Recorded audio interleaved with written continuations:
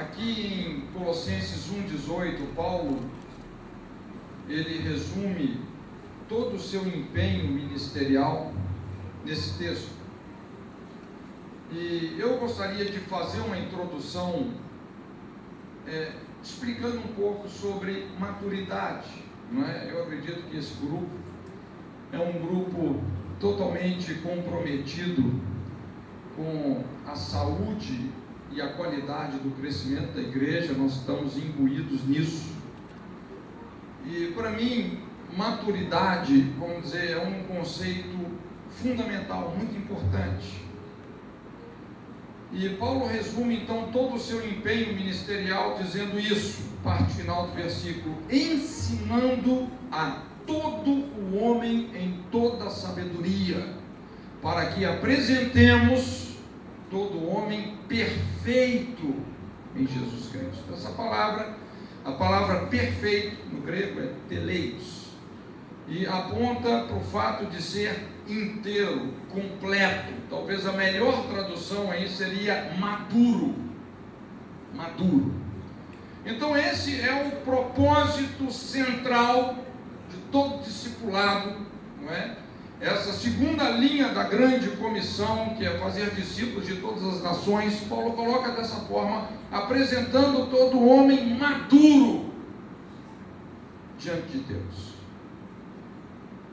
Há pouco tempo atrás foi feita uma pesquisa de âmbito nacional, e um dos resultados dessa pesquisa de cunho sociológico, um dos resultados foi que os homens, em média, só estão atingindo a maturidade aos 45 anos de idade. Até os 45, o cara vai vivendo uma vida de adolescente, aquele paradigma da autogratificação, essa cultura hedonista, o prazer pelo prazer, uma vida totalmente irresponsável, filho aqui, filho lá. Aos 45 é que a ficha cai. Nossa, eu preciso ser responsável, não é? Preciso consertar, e aí para consertar as coisas que o cara fez, olha, já é um negócio complexo. Então, uma das maiores crises hoje, um dos maiores desafios para os sociólogos, pastores, terapeutas, é isso, é ajudar os crescidos a crescer, é lidar com esse problema dos bebês emocionais de 90 quilos. Um retardamento emocional, infelizmente, mas é a realidade, não é? Isso é altamente desafiador. Quando a gente pensa no conceito de maturidade, nós poderíamos colocar aqui uma série de fatores que caracterizam uma pessoa madura. Por exemplo, inclusividade. Uma pessoa madura é uma pessoa inclusiva. Ou seja, ela tem uma convivência sadia com as diferenças.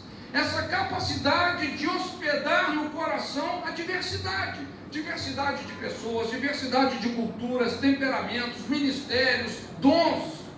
Uma pessoa madura é uma pessoa inclusiva. Uma pessoa madura é uma pessoa que tem legitimamente temor de Deus. Essa desenvoltura moral de amar o que Deus ama e aborrecer o que Ele aborrece. Ou seja, você saber aceitar as pessoas, mas reprovar o pecado. Não adianta você querer perfumar o lixo, embelezar o lixo, não é dizer que não tem problema com o pecado. Pecado é pecado, é lixo, não é verdade? E se você é uma pessoa madura, você tem esse discernimento moral. Uma pessoa madura é uma pessoa que tem domínio próprio, que sabe conciliar firmeza e ternura nos momentos de conflito.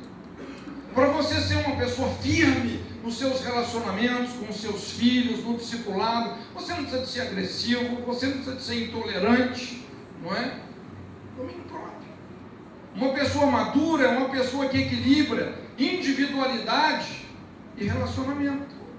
A pessoa sabe ter o seu espaço, se definir, ter as suas convicções, ter a sua identidade, mas ao mesmo tempo é uma pessoa que sabe realmente estender a destra da comunhão, viver em equipe. superar então esses extremos, tanto do isolamento quanto da dependência emocional. Uma pessoa madura é uma pessoa proativa. A proatividade é exatamente o oposto da pessoa que é reativa. A pessoa reativa, você trata ela bem, ela te trata bem. Você trata ela mal, ela te trata mal. Mas a pessoa proativa, ela não reage, mas ela age em virtude dos valores e das verdades que ela tem. A pessoa madura é uma pessoa coerente, que não exige dos outros o que não exigiria de si mesmo. Então, essa lista poderia se estender bastante. Mas dentre esses e outros fatores, talvez o mais elevado aspecto para se avaliar a maturidade humana é o amor à correção.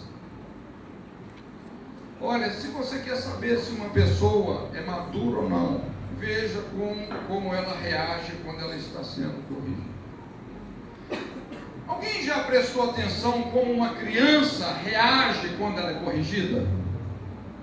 Muitos aqui são pais, mães, já tiveram filhos pequenos. Quando você corrige o seu filho, se ele é pequeno, como é que ele reage? Ele vai berrar, vai gritar, vai espernear, manhas, artimanhas, na verdade. Por que ele reage assim? Porque ele é criança. Ele é criança. Então, quando você, diante da correção de Deus, você murmura, manipula, não é verdade? Dá aqueles chiliques, os desmaios espirituais, como o escritor de Hebreus fala, não desmaieis, né? Aqueles desmaios de novela. Ai, Deus está sendo duro demais comigo. Ah, Senhor, se o Senhor não me der o que eu quero, eu não volto mais na igreja. Eu desvio. Né? Mas uma frase que me impacta profundamente é quando Davi fala assim: bem-aventurado o homem a quem Deus corrige. Olha, isso me impacta. Porque essa é a fala de uma pessoa madura, de uma pessoa que realmente, de certa forma, ela está exercendo todos esses fatores que nós mencionamos aqui. Principalmente para quem conhece a história de Davi, toda aquela situação trágica que ele experimentou devido ao seu adultério, nas minhas contas foram de 8 a 11 anos de dura correção. E no final, esse homem fala: bem-aventurado o homem a quem Deus corrige. Isso é a fala de uma pessoa curada, restabelecida. Por isso que Deus pôde dizer: achei Davi, filho de Jessé, homem segundo o meu coração, o qual cumprirá todos os meus desígnios. Mas nós não podemos entender completamente o ensino bíblico sobre correção sem compreender o princípio da maldição, da maneira como o próprio Deus o apresenta conjuntamente com a sua lei. Veja bem, eu quero falar aqui 7 coisas sobre a maldição. Mas, por favor, a mensagem não é sobre maldição, tá bom? A mensagem é sobre correção. Eu quero que você não perca esse foco. E quando a gente trabalha com o conceito da correção, nós vamos ter que, na verdade, enfrentar alguns paradoxos. Paradoxo é uma verdade escondida numa contradição aparente. Algumas coisas estranhas. Por exemplo, você já teve que realmente corrigir o seu filho com uma vara? Você já precisou de fazer isso? Como a Bíblia fala, tem momentos, não é verdade, que não é? A gente tem que chegar numa situação como essa. E quando você está corrigindo o seu filho com a vara, você está fazendo mal? Depende do ponto de vista. Na concepção dele, você está fazendo mal? É mal ou é bem? Você entende que existe um bem que pode ser motivado pelo mal, assim como tem um mal que pode ser motivado pelo bem? Isso é um paradoxo da correção. Né? Então vamos ver algumas coisas aqui. Número 1, bem simples. Eu sei que algumas coisas aqui, eu estou chovendo molhado com você, né? Mas número 1, a palavra maldição é uma palavra bíblica, não é? O conceito da maldição não vem originalmente do ocultismo, nem do esoterismo, nem do satanismo. Por incrível que pareça, esse conceito vem da palavra de Deus, não é? São mais de 200 ocorrências. É um assunto que realmente, por mais que a gente não goste, que hoje a palavra maldição é uma palavra extremamente contaminada pelo animismo, não é? Eu costumo dizer que às vezes quase que 80% da maneira como muitas pessoas usam esse conceito é animismo. E é importante a gente saber descontaminar isso, mas é uma palavra bíblica. Segunda coisa, como entender esse significado? Eu sou uma pessoa assim muito conceitual. Eu gosto de conceitos, porque conceitos alargam as fronteiras do nosso entendimento. E nós somos transformados pela renovação da mente. O justo é liberto pelo conhecimento. Há um poder, não é? No conhecimento quando ele vem de Deus. Então, existem várias palavras na Bíblia com sentidos específicos para designar a palavra traduzida em português como maldição. Então, são muitas palavras, tanto no grego quanto no hebraico. Todas essas palavras resumem basicamente 3 significados, não é? Isso aqui é o nosso beabá, tá bom? Primeiro significado, quando a palavra maldição ocorre, sob vários aspectos, esse é o sentido. O que é a maldição? É o castigo advindo da quebra de um mandamento, uma aliança com Deus, ou a quebra de uma promessa ou juramento. A palavra que tem essa conotação no Antigo Testamento é a palavra halal, e no Novo Testamento nós temos a palavra anátema, que também significa aquilo que é proibido por força de punição, castigo ou destruição. Então, quando algo é um anátema, há uma proibição. Quando Deus colocou a árvore do conhecimento do bem e do mal, ele falou: olha, Adão, você pode comer de todas as árvores, mas desta aqui não, tem um anátema nela, está proibido. Aquilo era um teste para o caráter de Adão. Então, esse é o sentido.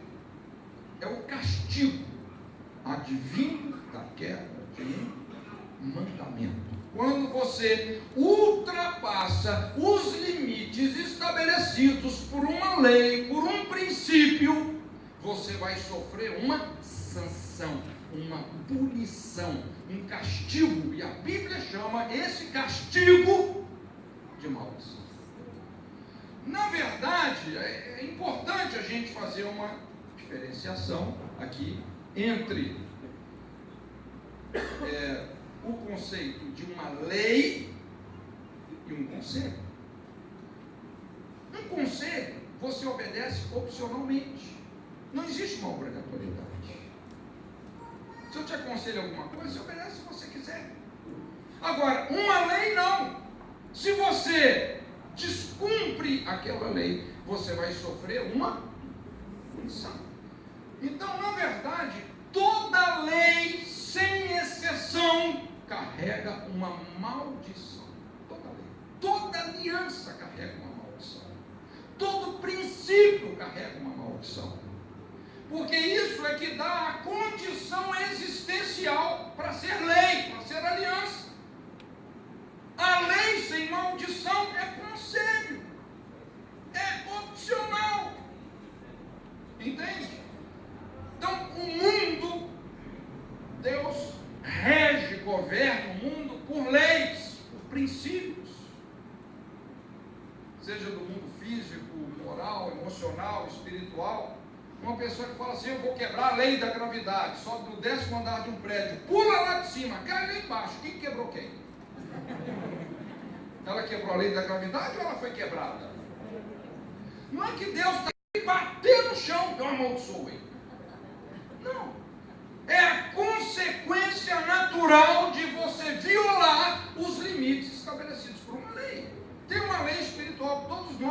conhecemos muito bem, não é? Em Provérbios, a Bíblia fala assim: a soberba precede a destruição, a altivez de espírito arruína. Olha, quando você vê uma pessoa agindo com arrogância, presunção, orgulho, superioridade, você não precisa nem ser um profeta para saber que essa pessoa vai ser destruída.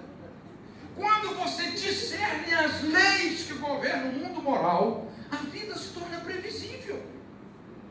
É impressionante. Então, esse é o sentido, é o primeiro sentido da palavra maldição. É o castigo advindo da quebra de uma aliança. Quando você, por exemplo, trabalha com o conceito do matrimônio, qual que é a maldição de você violar a aliança do matrimônio? Paulo falou o quê? Que o marido está ligado à mulher até que a morte o separe. Então, se você viola essa aliança, você está invocando quem? A morte. A morte é a maldição que vem quando você viola essa aliança. Toda aliança carrega maldições. Toda lei, por definição, para existir como lei, carrega maldições. Então, de onde vem a maldição? Da lei. Não é isso que Paulo fala? Da lei. E a lei vem de quem? De quem? De Deus. Você acha que de Deus vai proceder alguma coisa que não seja sábia e produtiva? Uma pergunta para a gente pensar. O segundo significado bíblico da maldição é isso: uma situação ativa de aflição ou perseguição estabelecida, onde algo ou alguém, uma pessoa, um casamento, uma família, uma geração, uma linhagem, está presa, impedida, cativa. É exatamente a condição oposta àquela promovida pelo favor de Deus. Então, a palavra aqui no hebraico é a palavra arar, que já mostra realmente a pessoa numa situação de dificuldade. Ela já está dentro realmente de uma situação desfavorável. O significado de arar, aí, maldição, é exatamente o contrário de barak, bênção, que é a pessoa que está autorizada, liberada, favorecida, não é? Enquanto barak libera espiritualmente o indivíduo para prosperar, um arar vai prendê-lo, vai impedi-lo. Então, naquela determinada situação ou área da vida dele, o cara dá um passo para frente e dois para trás. O negócio nunca flui, tudo amarrado, tudo agarrado, aquela velha história. Se o cara abrir um circo, até os anãos começam a crescer, né? Realmente, o terceiro significado bíblico da maldição é a maldição advinda por falar mal. Praguejar, difamar, execrar, xingar, desejar mal. São muitas palavras aí, tanto no hebraico quanto no grego. No grego, uma palavra que o próprio Jesus usou foi a palavra raca, não é? Que é um xingamento, é você odiar o seu irmão sem causa, não é? Esse é o tipo de maldição que procede do falar, não se cumpre sem causa. Sobre Jesus, sobre isso, aliás, Jesus nos advertiu que a ninguém amaldiçoeis. A ninguém amaldiçoeis. Se uma pessoa fala mal de você, o que você vai fazer? Fale bem dela. Entende? Essa pessoa tem alguma virtude para você falar bem dela. Não é? Não fale mal de ninguém.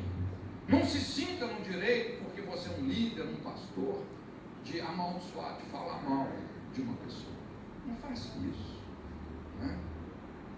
Então são os três sentidos da palavra, etimologicamente falando. Ok? Terceira coisa que eu quero te falar é o seguinte: o conceito de maldição aparece contextualizado ao povo da aliança.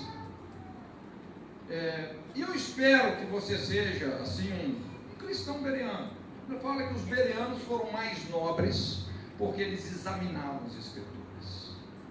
Praticamente todas as vezes que a palavra maldição ocorre na Bíblia, ela está contextualizada não aos descrentes ou ímpios, mas está contextualizada aos filhos, ao povo da aliança.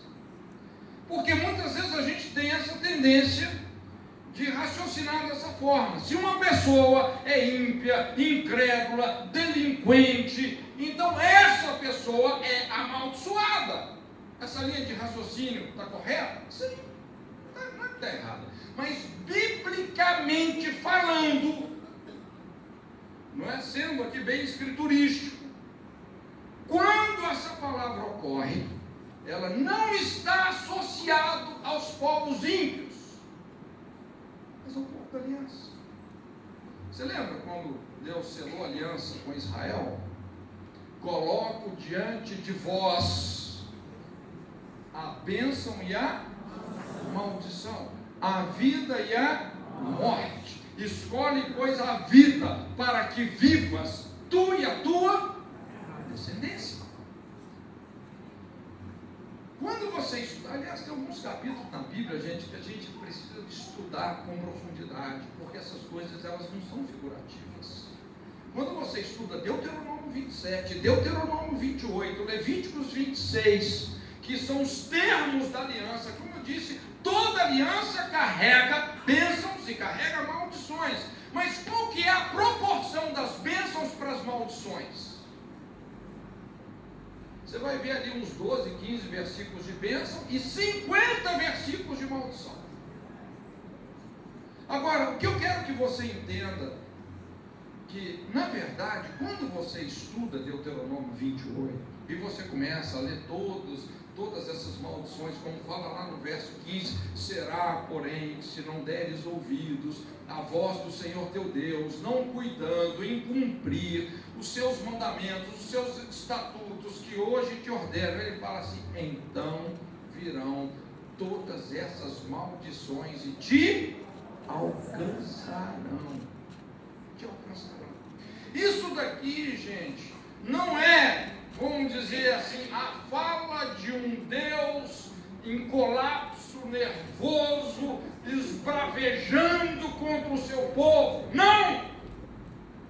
Isso aqui é a fala de um pai amoroso, que não abre mão de corrigir os seus filhos. Isso é paternidade. Você quer estudar sobre paternidade? Estuda Deuteronômio 28.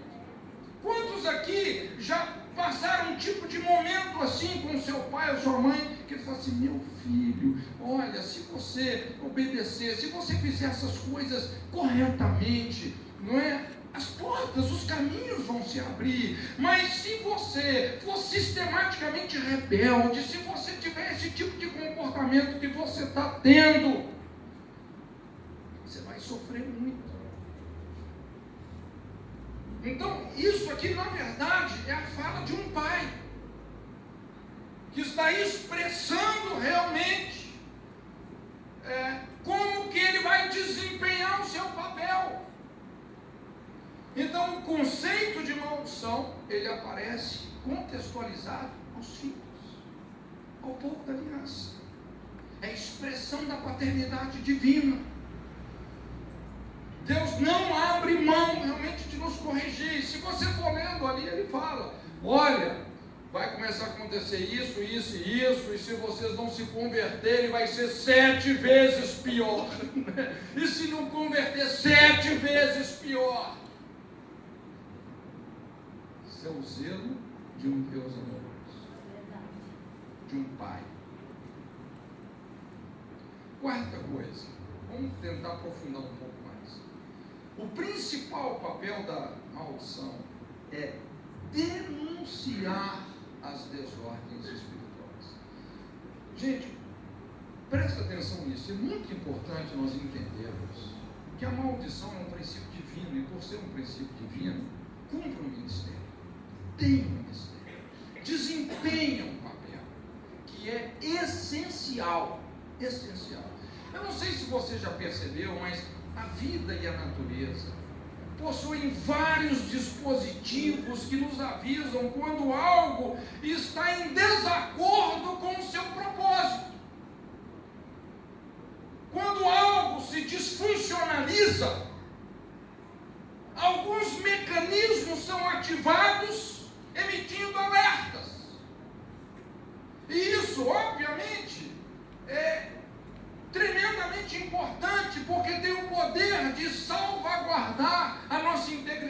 os nossos relacionamentos, são todos os aspectos da vida.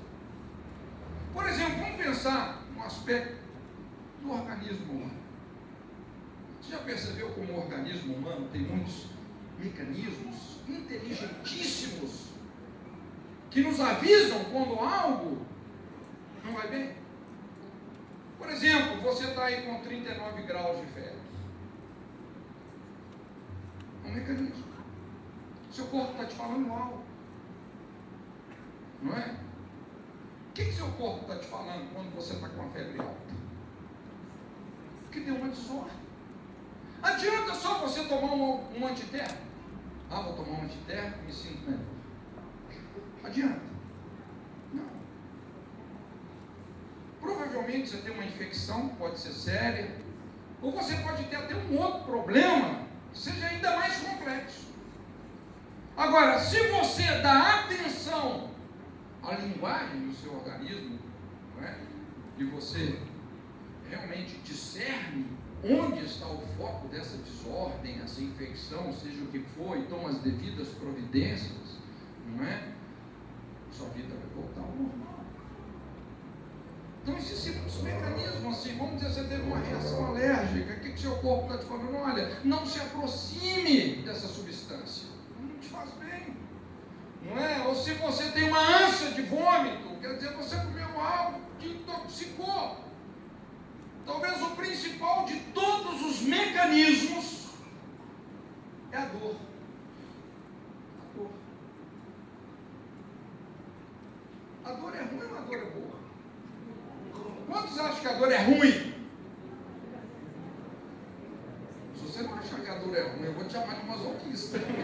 É só você pensar na sensação que ela traz, você vai perceber que ela é ruim. Mas quantos acham que a dor é boa?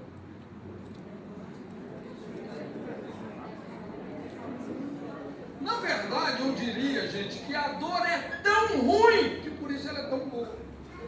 Se ela não fosse tão ruim, ela não seria tão boa.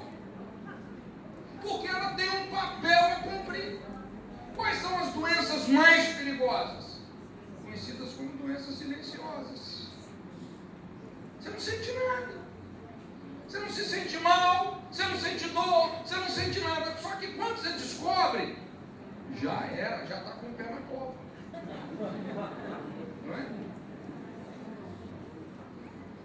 Da mesma forma, gente, quero que você entenda, assim como a dor é um mecanismo super engenhoso, no sentido de denunciar desordens orgânicas. Da mesma forma, emocionalmente falando, quando você pensa numa depressão, gente, a depressão não é o problema. A depressão só é o sintoma de que algo está morrendo dentro de nós. Nós estamos vivendo sistematicamente de uma forma que agride a nossa natureza. Isso vem sendo construído talvez há anos, até décadas. E uma hora o seu organismo vai gritar. Não adianta só você tomar um antidepressivo, um psicotrópico, que de repente não é, vai até quimicamente te equilibrar, mas que não tem o poder de interagir de fato com as verdadeiras causas.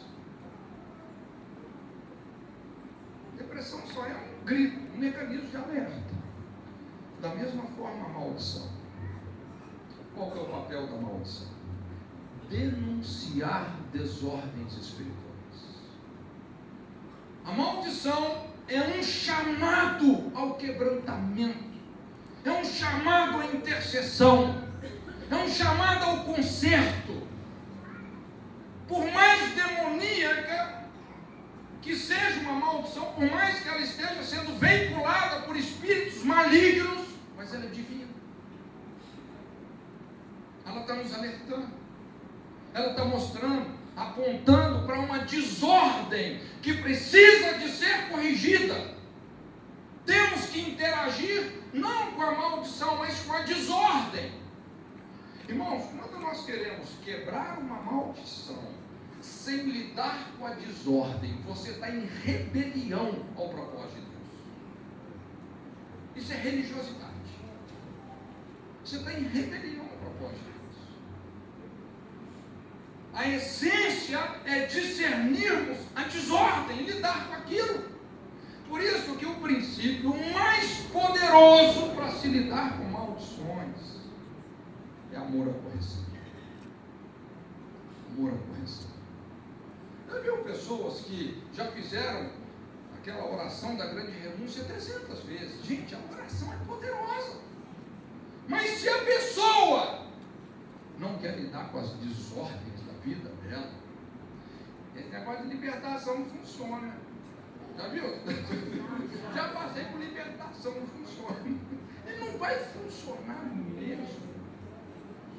Porque muita gente que busca uma libertação, ela quer transferir a responsabilidade dela para o ministério, para o libertador. E você que é libertador, se você cai nessa armadilha e não responsabiliza essa pessoa, realmente você não conseguiu ajudar.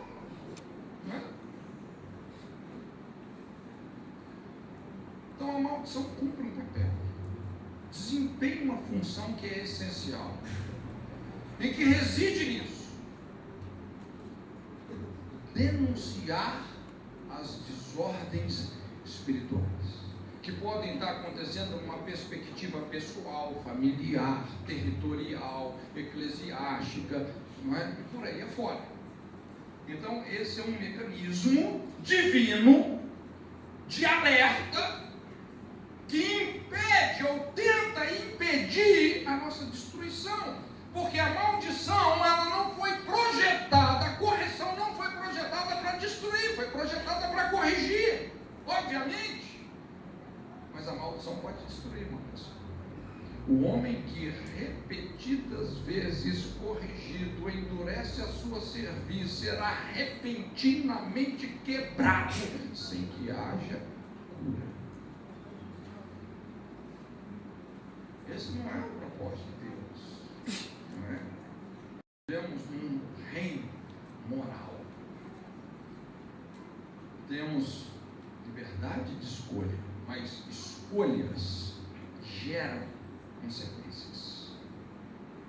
Quinta coisa, então essa é a base da maldição. A base da maldição é o castigo. Castigo.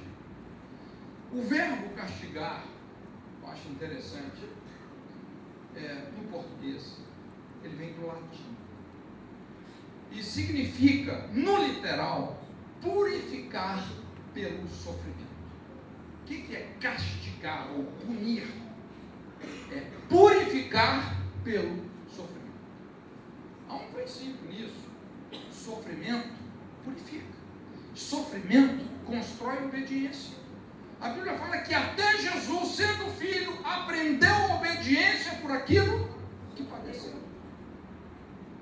Entende? Nem todo sofrimento, obviamente, vem de uma desordem moral, não é? De uma transgressão. Tem sofrimento justo também, não é? E aliás, se você quiser viver piedosamente, você vai experimentar esse galardão, o sofrimento justo, a morte do justo, que é preciosa aos olhos do Senhor. Mas o objetivo, um outro propósito fundamental da maldição é esse: corrigir os nossos caminhos. Então, primeiro ministério, como nós falamos, é nos alertar. E quando nós começamos a entender os papéis que a maldição desempenha, a gente acaba chegando numa conclusão que no fundo, a maldição é uma bênção. É verdade. É um paradoxo. É uma bênção. Se você fala que a dor é boa, produtiva, terapêutica, a maldição também. Não é? Mas o objetivo da maldição é corrigir os nossos caminhos. Hebreus 12:7, a Bíblia fala que Deus corrige o filho que ele não ama. Não, o filho que ele ama. Não é? Tem gente que acha que amor é bajulação.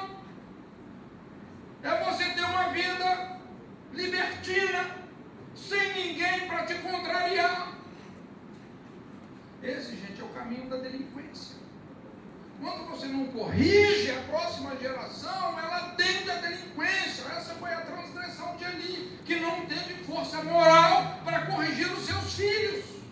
Eles morreram prematuramente.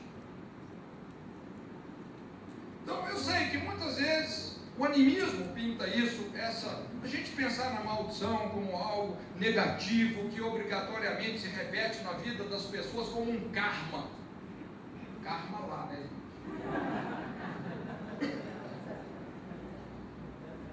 Eu tenho até uma tabela que eu fiz comparando o conceito bíblico e o conceito animista da maldição. É muito interessante, não é? Porque a maldição sob o aspecto bíblico, ela é correcional. Sob o aspecto animista, ela é fatalista. É a cultura das castas. Você não pode mudar a realidade. Mas o pensamento hebraico não tolera isso. É a lógica do arrependimento, da responsabilidade moral e pessoal. Deus não nos tem como um pobre coitado que não possamos responder pelas decisões que nós estamos fazendo. As nossas escolhas determinam os nossos hábitos determinam o nosso caráter determina o nosso destino. É a lei da responsabilidade. Nós vamos ter que assumir as consequências. Então é muito interessante a gente ver o processo da correção divina. A gente poderia examinar aqui vários episódios bíblicos. Eu gosto muito da história de Israel, que é uma história tão rica, não é? Tão farta de detalhes. E é interessante porque quando você estuda a Bíblia, você chega nessa conclusão sobre a natureza como Deus se relaciona conosco. Ele se relaciona conosco numa perspectiva pessoal, o Deus de Abraão, Isaac e Jacó. Aliás, de todas as religiões do mundo, Loren Cunningham, que fala isso, que é o fundador da Jocum, um dos poucos homens que já pregou o Evangelho em todas as nações do planeta, sem exceção. Não tem um país onde ele não pregou o Evangelho. E ele fala isso: dentre todos os deuses do mundo, o único que é ao mesmo tempo apresentado, ao mesmo tempo como infinito e pessoal, é o Deus da Bíblia. Existem deuses que eles são infinitos, mas eles são impessoais. Você nunca vai ver um muçulmano falando: eu ouvi a voz de Allah, Allah fala comigo.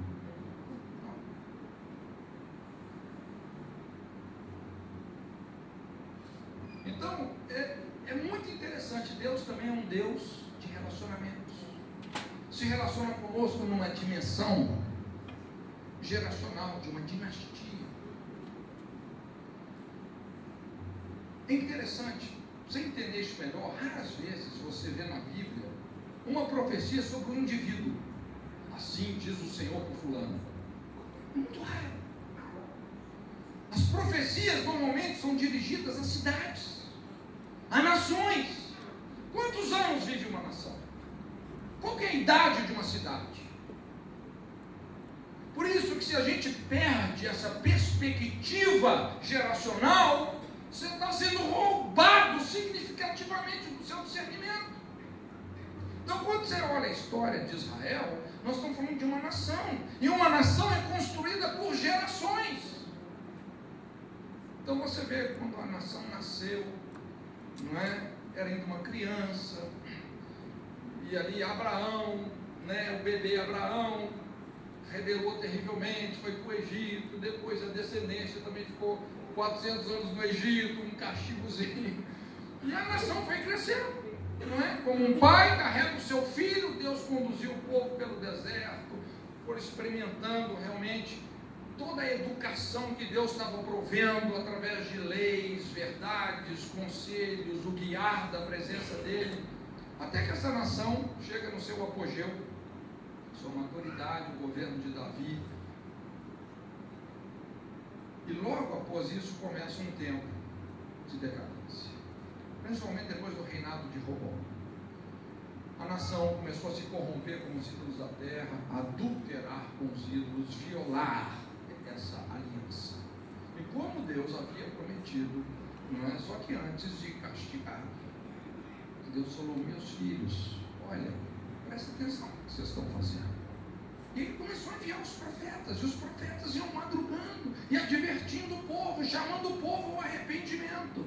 Mas o povo foi endurecendo os ouvidos, e Deus mandando os profetas que madrugavam, e eles começaram a falar: olha, se vocês não se emendarem, não se converterem dessas idolatrias, assim como a terra vomitou os cananeus, vai vomitar vocês. Vocês vão ser desterrados. Vocês vão para um lugar de castigo. As 10 tribos acabaram indo para a Síria. As 2 tribos, Judá e Benjamim, foram para a Babilônia. Inclusive Jeremias, ele estabelece, Deus falou para Jeremias. Porque quando você pensa em castigo, tem 2 fatores que definem o castigo: tempo e lugar. E Deus determinou 70 anos em Babilônia. Já que vocês querem ídolos, vou mandar vocês de castigo para a terra dos ídolos. Vai sair ídolo até pelo nariz. E realmente, depois desses 70 anos, você pode observar, Israel tem problema com muita coisa, menos com idolatria. O castigo funciona. 70 anos. Você fala: não, mas 70 anos? Não. Se você considera os dias de uma nação, uma semaninha. Semana. Castigo. Seu pai já te colocou de castigo? Meu filho, não sai dessa cadeira por 3 horas. Está de castigo. E quando você resolve fugir do castigo? É muito interessante. Essa é uma história longa, a história do cativeiro em Babilônia. Mas chegou num ponto que Deus foi advertindo, e eles foram rebelando e rebelando. Chegou num ponto que Deus então determinou: vocês vão para a Babilônia, e quem não for, vai morrer. A peste, a espada, a fome ou as feras, os 4 juízos de Deus. Provérbios 15:10 fala assim: correção severa há para aquele que deixa a vereda, e o que aborrece a correção morrerá. Gente, isso é uma lei. Ninguém viola isso. Então, quando você tenta sair do castigo, pior é embora. A vara só engrossa. Rapaz, a hora que seu pai te pega, que sua mãe te pega, é verdade, o negócio é feio. Você sabe o que acontece em muitos aconselhamentos? As pessoas nos procuram, o cara vem daquela vida totalmente irresponsável. Você não entende como o cara conseguiu ser tão irresponsável, a vida toda torta. E ele chega e ele quer que em 3 horas você consiga tirar ele do castigo que Deus colocou. Rapaz, você tem que ser um intercessor de muito Deus. Fazer um negócio desse. E às vezes, o que aquela pessoa precisa não é sair do castigo, é ficar no castigo. Baixa a cabeça e seja humilde. Aguenta a correção calado. Se sujeita à correção. Isso é o que vai libertar você. Tem gente que tem que ficar guardada no castigo. Se sair dali faz mais besteira ainda. Entende? Um dos princípios mais relevantes para se lidar com a maldição é submeter a disciplina. Submete a disciplina. Baixa a sua cabeça. Se humilha. Seja humilde. Seja humilde. Entende? Não fica querendo manipular Deus, não. Para com isso. Irmão, nós temos que deixar essas infantilidades. A base da maldição é o castigo. A maldição é o que vai nos consertar. Entende? É meio paradoxal dizer isso, né? Espero que você consiga digerir, né? Mas funciona assim. E não podia ser diferente, porque veio pai de amor. O que eu quero que você entenda é que maldição é amor, é correção, é paternidade, é amor legítimo, verdadeiro. Não é bajulação, é amor. Discerne o que está acontecendo com você, entende a natureza da sua desordem, entende as consequências que aquilo está gerando, porque isso é o que vai determinar o seu castigo. Eu, sinceramente, sendo bem honesto, eu não gosto muito do termo quebrar a maldição. Sendo bem honesto. Porque não funciona assim. Funciona assim. Maldição, a gente sabe, tem a ver com consequências. A essência da maldição são as consequências. Vamos imaginar uma pessoa que cometeu um homicídio. Eu tenho atendido muitas pessoas que cometeram homicídio. Quando você pensa nas demandas, nos encargos de um homicídio, como é que você elimina essas consequências todas? Como é que você zera isso? Um homicídio, como muitas outras práticas, deixam sequelas irreversíveis, sinto muito, pelo menos nessa vida. Sequelas irreversíveis. Você está destruindo uma família, você está destruindo a vida de uma pessoa, você agora tem uma dívida social, não é? Ou seja, todo homicida, ou o cara é prisioneiro ou é fugitivo, não tem como sair muito disso. Se não é prisioneiro, é fugitivo, se não é fugitivo, é prisioneiro. É o que a Bíblia fala. Aí o cara na cadeia, vamos dizer que ele recebe Jesus. O novo nascimento tem status para quebrar a maldição,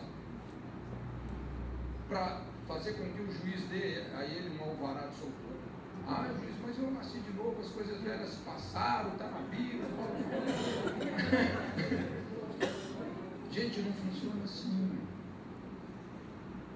Às vezes esse cara, o que ele vai precisar mesmo é ficar guardado lá algum tempinho, baixar a cabeça, se submeter ao tratamento de Deus. Sexta coisa, o princípio da maldição é divino e não demoníaco. A ação demoníaca é colateral. Irmãos, é muito importante a gente entender esse ponto aqui. Muita gente pensa assim: a bênção é de Deus, a maldição é do capeta. Mas é isso que a Bíblia fala? Não. Quem que fere a terra com maldição? Lembra lá Malaquias 4:6? Se os pais não se converterem aos seus filhos, os filhos não se converterem aos seus pais, eu, o Senhor, vou ferir a terra com maldição. O diabo vai ferir a terra. Não. Nós vamos entender uma coisa aqui. Deus é o juiz de toda a terra. Amém.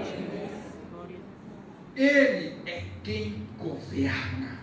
Ele não perdeu o controle de nada. Ele é o Senhor. Então, não existe uma disputa de poder entre Deus e o diabo. Não tem isso. Tem gente que pensa que Deus está numa queda de braço com o diabo. Gente, isso é ridículo. Se você pensa assim, você começa a ter uma perspectiva do mundo espiritual totalmente tosca, totalmente errada. Se houvesse uma disputa de poder entre Deus e o diabo, não tinha nem poeira do diabo. Como é que você vai comparar um ser criado, decaído, com o Criador não criado? Não tem como comparar. É ridículo isso. Não existe uma disputa de poder entre Deus e o diabo. Então a gente levanta uma questão. Tem uma questão muito importante no campo da espiritualidade. Como os demônios estão associados ao propósito divino? Porque se eles existem, é porque eles estão associados ao propósito divino. De alguma forma eles estão, sabia? E pianinho. Entende? Lógico, qualquer pessoa que estuda a Bíblia Não tem como você negar a existência dos demônios. Crês tu que há um só Deus? Faz bem, até os demônios creem e tremem. Não é? Só assim. Então quem governa e corrige a criação em todas as suas dimensões é Deus. Deus não está pegando Satanás como bode expiatório. Deus chama para si toda a responsabilidade.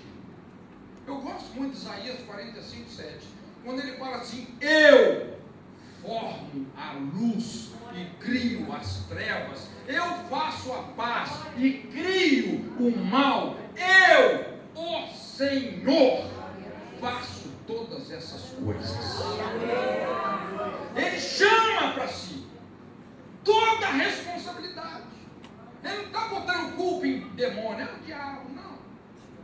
Eu faço. Lógico que quando a Bíblia fala eu, o Senhor, crio o mal, o sentido desse verbo aqui é criar em virtude de uma rebelião sistemática. O que Deus está dizendo? Ele está dizendo que ele sabe falar a língua de quem ensurdece, de quem endurece, de quem se obstina e ainda acha que está sendo esperto. Deus é criativo, ele é expert em criar filhos. Ele sabe como lidar com as nossas manhas, artimanhas, manipulações. Ele sabe como quebrar a estultícia do coração do ser humano. Ele sabe fazer isso. É o que eu te perguntei: quando você corrige o seu filho, você está fazendo bem ou mal? O seu filho é mal, minha mãe é mal, né? Mas no fundo é bem. Então não existe essa disputa. Para a gente poder entender melhor como funciona o governo divino, quando a gente começa a estudar sobre o trono de Deus, sobre o tribunal de Deus, porque trono tem muito a ver com o tribunal. Talvez é a melhor figura, porque essa figura ela é familiar para qualquer indivíduo ou sociedade do planeta. O conceito de um tribunal, de um sistema de justiça. Quais são os elementos de um tribunal?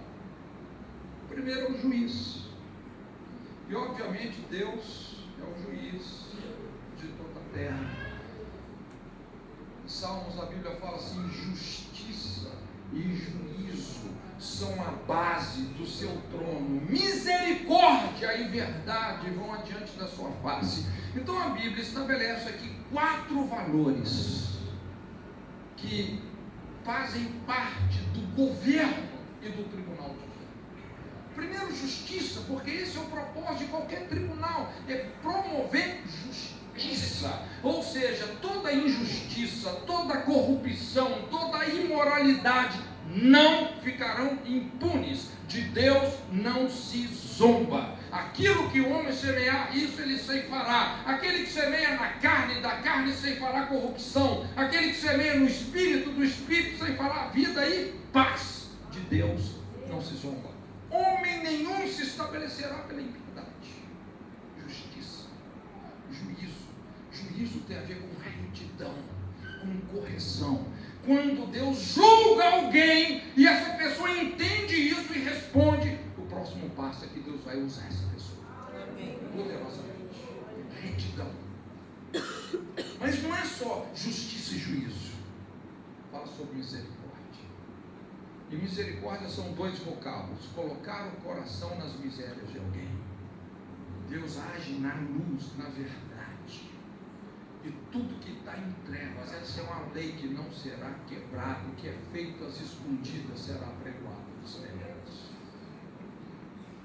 Justiça, juízo, misericórdia e verdade. Não é à toa que Deus é o juiz de toda a terra. Ele é o único ser perfeitamente competente para essa tarefa. Um tribunal também, obviamente, tem um réu. Aí entra a gente, né? Entra nós aí na fila, né? uma raça decaída, destituída da glória de Deus. Todo tribunal também precisa tem uma bancada de defesa. Irmãos, e aí o negócio fica bom ao nosso lado. Porque Jesus não é só um advogado, Ele é o nosso redentor. Ele já quitou a nossa dívida, sob todos os aspectos, vida por vida, sangue por sangue, satisfazendo a justiça de Deus. Mas todo tribunal também tem que ter uma bancada de acusação. Isso não pode ser marmelada, não. Não dá para ser marmelada. E aqui, obviamente, entra a figura do diabo. O que a palavra diabo significa? Acusador. A palavra Satanás, adversário, não é? Ou seja, aquele que resiste, aquele que se opõe. Mas a palavra diabo é isso, é o acusador, trabalha com argumentos. Inclusive, essa terminologia, em muitas culturas, ela é usada para pessoas. Toda pessoa que se opõe e acusa e levanta elementos contra alguém é um diabo. E a pessoa pode estar fazendo isso até numa proposta positiva. Porque tem bandido que precisa de um diabo. Isso mesmo, tem que ter alguém que vai fazer a denúncia, que vai fazer o trabalho da acusação. Eu estou tentando desmistificar um pouco os termos, não é? Agora, para tudo isso funcionar, precisa de haver um sistema policial e um sistema penitenciário. Isso não funciona sem sistema policial e sistema penitenciário. Então, isso estabelece um mecanismo em qualquer sociedade para manter a ordem. Sem os tribunais, realmente, nós vamos partir para o princípio da anarquia. Então, vamos ver alguns episódios bíblicos, para a gente entender isso melhor. Eu acho muito interessante o que eu chamo o tribunal da casa de Jó. Todo mundo tem uma certa familiaridade com o livro de Jó. Quando você começa a se aproximar um pouco mais desse livro, uma das conclusões que a gente chega é que um dos eixos do livro de Jó é que estava acontecendo no tribunal.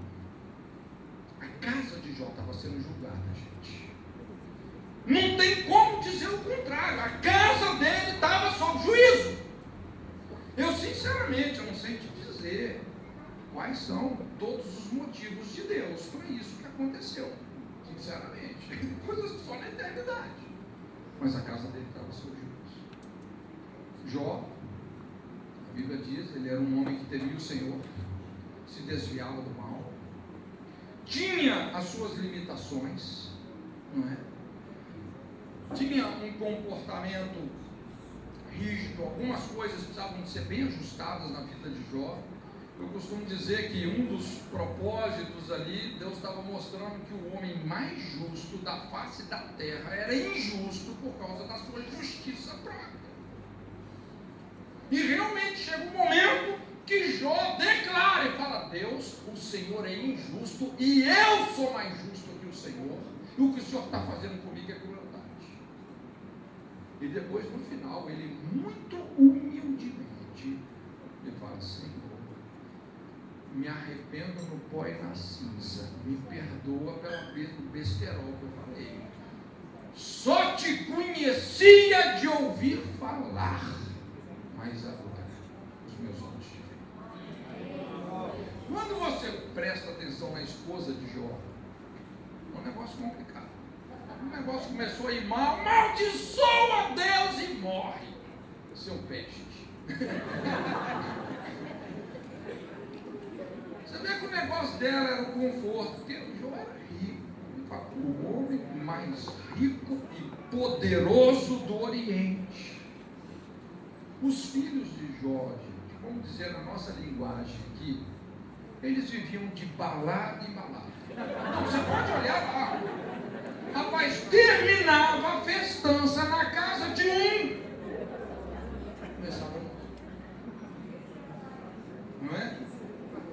de festa em festa, e aquilo obviamente estava trazendo uma pesada preocupação sobre Jó.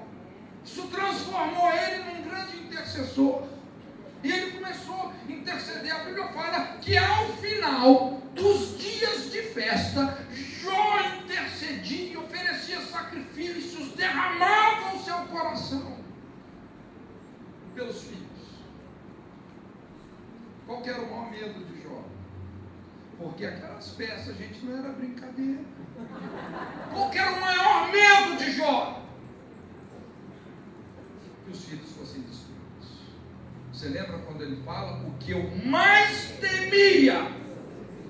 Isso mesmo. Eu acredito que um dos motivos desse tribunal foram as próprias orações de Jó. Irmãos, às vezes Deus responde às nossas orações de uma forma que você não está esperando, não, vai te surpreender. Então, quando a gente olha para esse quadro inteiro, a gente começa a entender. Aí veja bem, como é que o livro começa? Satanás, juntamente com os filhos de Deus, se apresenta diante do Senhor. Gente, Satanás frequenta a presença de Deus? Sim ou não? Ou então a Bíblia, o que aconteceu com a Bíblia? Se fala que ele se apresentou diante do Senhor. Ele frequenta ou não a presença de Deus? Sim. Gente, o que nós falamos? Alguém tem que fazer o papel de monitorar, o papel policial, o papel de acusador, o papel de verdugo, de carrasco. Alguém vai ter que se prestar esse papel. Então, quando ele se apresenta, e Deus fala: Satanás, veja bem, quando ele se apresenta, Deus ficou apavorado, fez o sinal de: sai, Satanás! Não, Satanás, de onde você vem? Deus, você sabe, estou fazendo meu papel. Eu venho de rodear a terra, eu tenho uma rede de informações em todo o planeta, eu sei de tudo que está acontecendo, eu estou preparado para qualquer audiência. Qual é o caso? O caso é Jó. Viste o meu servo Jó? Ah, Deus, mas é lógico, só cerca ele de tudo, dá tudo que ele quer. Olha lá os filhos, né? E aí, começa. Você pode observar que tudo que o diabo faz é resultado de uma decisão judicial. Ele só obedeceu estritamente o que Deus estava determinando. Nada mais, nada menos. Lógico, ele estava ali como um acusador. Ele se colocou contra Jó, não é? E ali, ao mesmo tempo, certas decisões foram saindo. Foi realmente assim vamos dizer, um turbilhão, mas no final, o que você observa? Uma reforma, a palavra é essa, uma reforma na vida espiritual de Jó, nos relacionamentos de Jó, na família de Jó, nos amigos de Jó, e em toda aquela sociedade. Uma reforma. E Deus deu em dobro. Rapaz, aquilo foi um avivamento de proporções globais, porque Jó era o homem mais rico e poderoso do Oriente. Foi uma visitação. Isso inclusive nos impacta até hoje. Os juízos de Deus estão em toda a terra. Você se lembra do tribunal da casa de Acabe? Porque Deus trabalha muito com famílias. Lembra Acabe?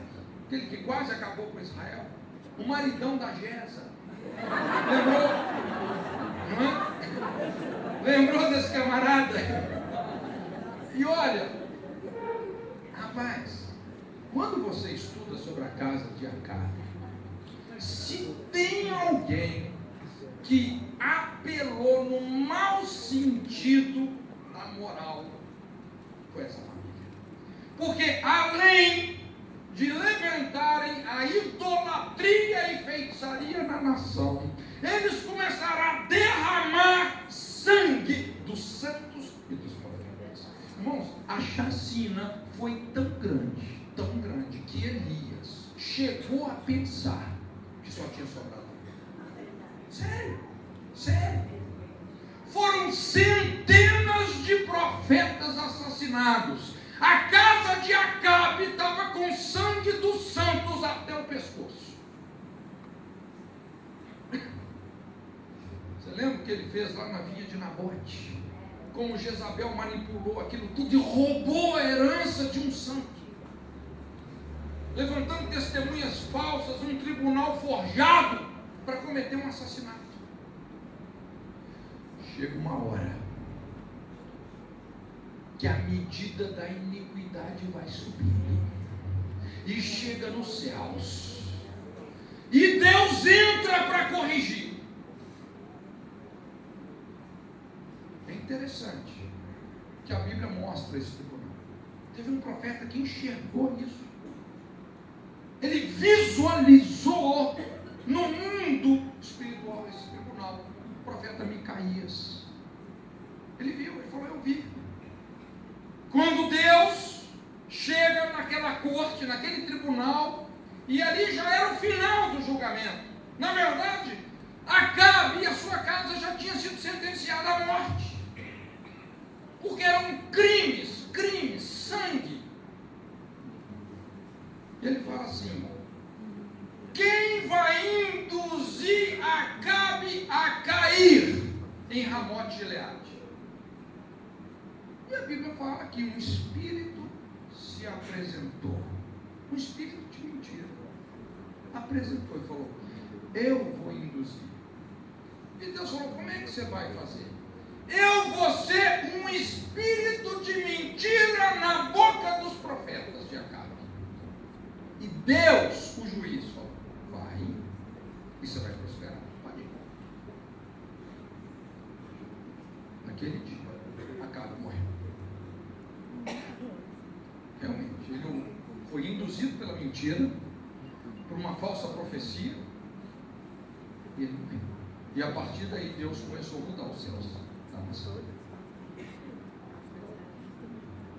Você se lembra o juízo que veio sobre a casa de Saul? A Bíblia fala que Saul, um homem que sofria de inferioridade, um dos reis, primeiro rei, Deus investiu demais nele, colocou um cara fortíssimo, Samuel, ao seu lado, não é?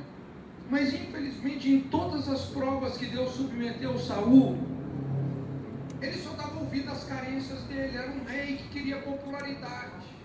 O cara fez um monumento no Carmelo em sua honra: glórias a mim, eu sou o rei. O cara só queria popularidade. O coração dele não era um coração inclinado a obedecer ao Senhor. E ele começou a fazer atrocidades, descompensar totalmente na forma como controlava a população e como começou a praticar certos crimes. Inclusive lá no reinado de Davi veio uma fome de 3 anos, porque a casa sanguinária de Saul assassinou os gibeonitas, violando uma aliança que Josué havia feito. E chegou uma hora que Deus falou para Samuel: Samuel, para de ter misericórdia dele, que eu já o rejeitei para ser rei. E a decisão foi tão firme que Deus falou: pode ungir o outro, vai na casa de Jessé, que eu já preparei outro. E a Bíblia fala assim, que um espírito mau da parte do inferno, da parte de quem? Do Senhor, começou a atormentar Saul. Irmãos, aquilo ali ainda foi a misericórdia de Deus, sabia? Isso foi misericórdia, para ver se esse cara acordava das carências dele. Mas ainda assim ele morreu de uma forma trágica.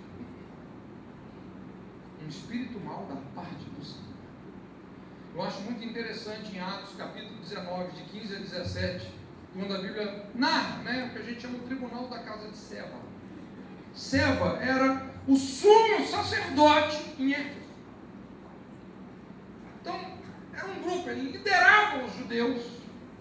Os seus filhos, inclusive, tinham um ministério de libertação. Só que, na verdade, eles estavam agindo ilegitimamente. Eles, que já deveriam há muito tempo reconhecer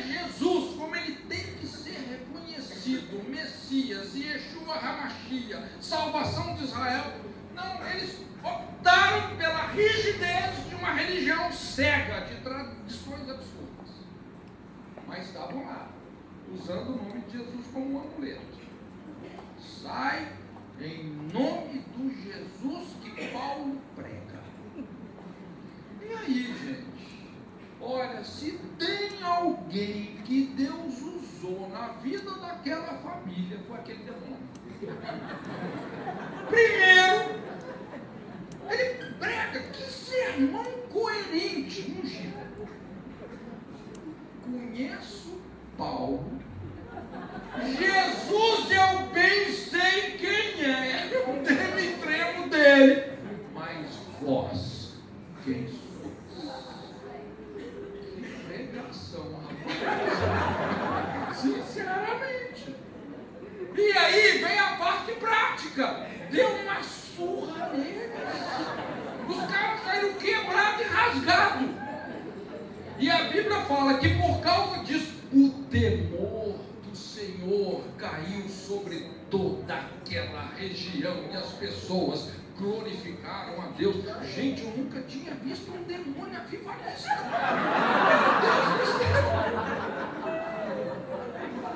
Que ministério poderoso. Você sabia que tem gente que dá muito mais ouvido aos demônios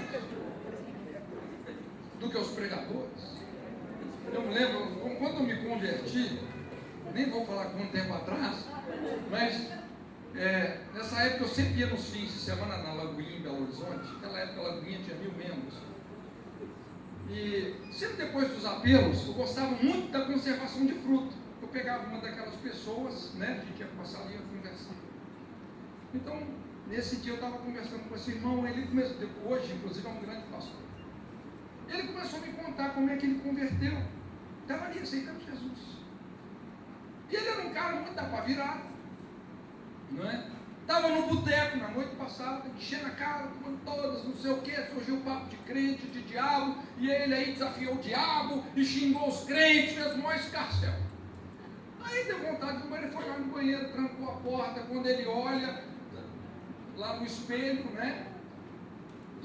Tapa na cara, mas tomou um tablete, e o bicho ficou apavorado, não deu nem tempo de abotoar a calça, ele ficou tão apavorado com aquilo, saiu correndo do banheiro. No outro dia, no domingo de manhã, estava aceitando Jesus.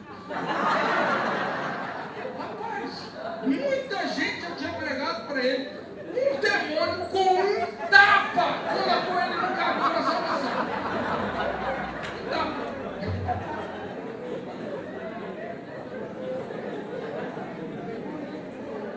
Gente, a polícia não vai bater na sua casa à toa. Você está entendendo isso? A polícia não vai bater na sua casa à toa. Normalmente é porque envolve alguma correção. Não é? Então o princípio da maldição é divino, não é demoníaco. A ação demoníaca é colateral. Satanás não é o protagonista da história da raça humana, não é. O homem é o protagonista. Nem Deus é o protagonista, é o homem. Deus confiou essa terra ao homem. Entende? E o último ponto aqui para a gente terminar. A essência da maldição reside na desconexão geracional. Malaquias 4:6. E aqui entra então essa questão das cisões, das divisões. Quando os pais não se convertem aos seus filhos, os filhos não se convertem aos seus pais, eu, Senhor, vou ferir a terra com maldição. Eu vou corrigir. Então isso é um sintoma que tem uma desordem muito séria. Sempre quando você vê um esquema de propagação de iniquidades, ou seja, quando os filhos não vencem os pecados que os pais não venceram, geração após geração, porque tem amargura, tem desonra, tem quebra no relacionamento. É muito importante a gente entender que a essência da natureza divina é reconciliação. Deus é um Deus de reconciliação. Deus estava em Cristo, reconciliando consigo mesmo o mundo e colocou em nós a palavra e o ministério da reconciliação. Quando os pais não se convertem aos filhos, os filhos não se convertem aos pais. Quando a ira dos pais, a maldade dos pais, o abandono dos pais, a imoralidade dos pais é correspondida com rebelião e desonra, e o relacionamento se parte, esses filhos vão repetir os pecados dos pais. É uma lei. É uma lei, é lei da herança. Então, quando você vê esses esquemas de propagação de iniquidade, isso é um chamado à intercessão. Isso é um chamado ao quebrantamento, numa perspectiva corporativa, territorial. Algo tem que ser feito. Por isso, gente, assim que o princípio da unidade é muito poderoso. Esse imperativo de seguir a paz com todos e a santificação, sem a qual ninguém verá o Senhor, isso é fundamental, gente. Por isso, nós falamos aqui maturidade, isso é inclusividade. E a gente saber respeitar as diferenças, entendendo que a sabedoria de Deus não é uniforme, é multiforme, é a multiforme sabedoria de Deus. Quando você olha para Israel, você não vê uma tribo, você vê 12. Quando nós olhamos para o corpo de Cristo, nós vemos milhares de tribos, cada uma com o seu DNA, com o seu chamado, com o seu dom, com as suas heranças. Gente, é rico demais, é lindo demais. Eu não estou falando que nós temos que ter aqui uma unidade denominacional, entende? Mas eu estou dizendo que no Espírito nós temos que respeitar isso, não é? Porque há diversidade de dons, há diversidade de ministérios, há diversidades de operações, mas é o mesmo Deus que opera tudo em todos. E nós temos então que romper essas barreiras, estabelecer pontes, marido, mulher, pais, filhos, raças, nações, porque sempre quando a amargura se infiltra, gente, nós estamos fadados a repetir aqueles pecados. Você lembra quando Absalão assassinou o seu irmão Aminon, um moço de família? Por que ele assassinou Aminon? Porque Aminon tinha estuprado Tamar, que era sua irmã. Ele não perdoou o irmão, ele assassinou o irmão. E lá na frente, ele que não perdoou o estupro de Aminon, estuprou as esposas do próprio pai. Fez muito pior. Quando você não perdoa, você faz pior. Foi a história de Caim, Esaú, Absalão, muitos de nós. A quebra de relacionamentos entre pais e filhos distorce a identidade, danifica essa capacidade emocional de estabelecer relacionamentos, endemoniza a herança da posteridade. Faz com que os filhos incorram nos mesmos pecados que os pais. Por isso que quando a gente discerne isso, aí nós podemos restaurar os lugares antigamente assolados de geração em geração, como Isaías fala. Por isso nós vamos, para lidar com a maldição, primeira coisa, amor à correção. Discernir a desordem e amar a correção. Segunda coisa, reconciliação. Derrubar as barreiras. Não é? Derrubar as barreiras. Terceira coisa é intercessão, porque muitas vezes nós estamos entrando em questões corporativas. Não é? E esse é o espírito do sacerdócio. O sacerdote é aquele que se compadece ternamente dos ignorantes e errados, oferecendo dons e sacrifícios, sabendo que ele mesmo está rodeado de fraquezas. Então nós nos colocamos intercessoriamente no lugar das pessoas, assumindo corporativamente os seus pecados, as suas transgressões, agindo com compaixão e misericórdia. E dessa forma nós começamos realmente a construir uma realidade, profeticamente falando, para que aquela situação se ajuste.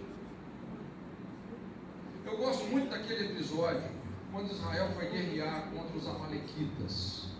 E foi bem interessante a configuração. A Bíblia fala que Moisés com Arão e Hur foram para o monte, Josué e o povo foram para o campo de guerra.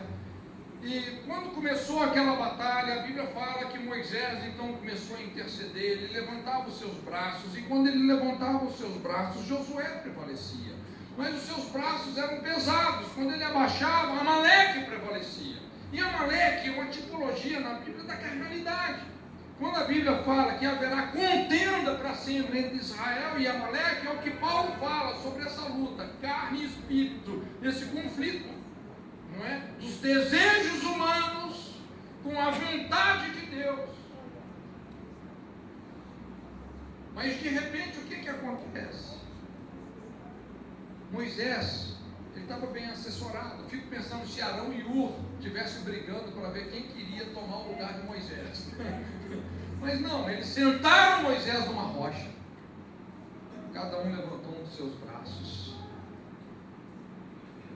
O líder tem que estar numa posição de descanso sobre a rocha, os braços levantados, por essa assistência diaconal, sacerdotal, Arão e Hur. E dessa forma, a Bíblia fala que Josué exterminou a memória de Amaleque da face da terra. Quando você olha para essa guerra tremenda, quem determinou a vitória? Foi Josué no campo de batalha? Ele determinou a vitória. Foi Moisés? A liderança prevalece sem o povo prevalece sem a liderança. Foi Arão, Hur? Quem foi o responsável por essa vitória? Sabe quem? Os relacionamentos.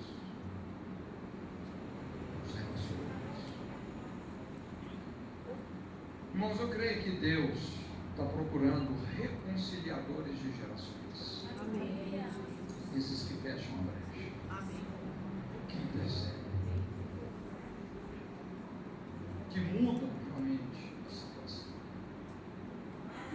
Então, quando a gente olha para todo esse conceito, esses pontos que constroem o conceito da maldição, a gente, mais uma vez, pode enfatizar isso, que a essência da maldição é nos corrigir. Eu sei que é um paradoxo, às vezes para alguns é difícil lidar com isso, mas quando você entende o ministério, o papel que a maldição desempenha, a gente acaba chegando nessa conclusão, que no fundo a maldição é uma bênção. É altamente terapêutica, redentiva, por incrível que pareça. E realmente não podia ser diferente, se vem de um Deus que é Pai e um Deus que é Amor. Amém. No conceito do hinduísmo, do animismo, a maldição, ela é assim, ela é fatalista. A ênfase é o mal, estigmatiza a pessoa, a ênfase é o diabo. Mas, na perspectiva bíblica, a maldição é correcional. Ela vem de um pai. Ela é expressão de amor. Ela é expressão de paternidade. E se nós entendemos o ministério que Deus deu a ela, a nossa vida vai alcançar um grande significado. Amém? Curva a sua cabeça, no nome de Jesus.